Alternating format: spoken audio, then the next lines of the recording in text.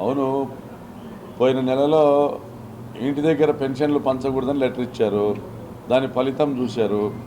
ఇంటి దగ్గర పెన్షన్లు పంచుకోకుండా పోతే సచివాలయాలకు వెళ్ళి వృద్ధులు, ఆరోగ్యాలు బాగాలేని వాళ్ళందరూ వెళ్ళి, వికలాంగులు వెళ్ళి ఆ సచివాలయాలకు వెళ్తే 32 మంది చనిపోయారు. వడదెబ్బ తగిలింది. వాళ్ళు వెయిట్ చేయలేక చనిపోయిన వాళ్ళు కొంతమంది. మరి ఇంత పెద్ద ఎత్తున మరణిస్తే ఆ పాపం ఎవరిది? చంద్రబాబు నాయుడు కదా. మరి దాని రిపర్కేషన్ ఏమొచ్చాయి? రాష్ట్ర వ్యాప్తంగా పెన్షన్ లబ్ధిదారులు మీడియా వెళ్ళి ప్రశ్నిస్తే నోటికి వచ్చినట్టు తిట్టారు చంద్రబాబుని.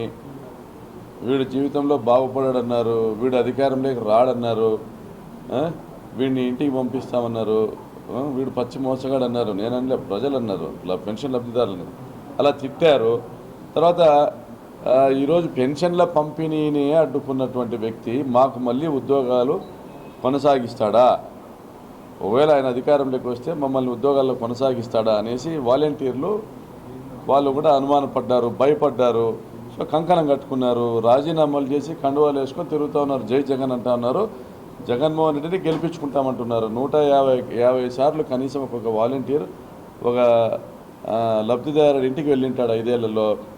ఒక ఇంట్లో కుటుంబ సభ్యుడి కంటే గొప్పగా పెనవేసుకొని పోయిన అనుబంధం ఆ లబ్ధిదారునిది, వాలంటీర్ది.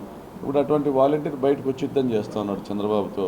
కాబట్టి తోక ముడిచి పలాయనవాదం చిత్తగించి యూటర్న్ తీసుకొని పెన్షన్లు ఇంటి దగ్గర ఇవ్వాలని పిటిషన్ పెట్టాడు.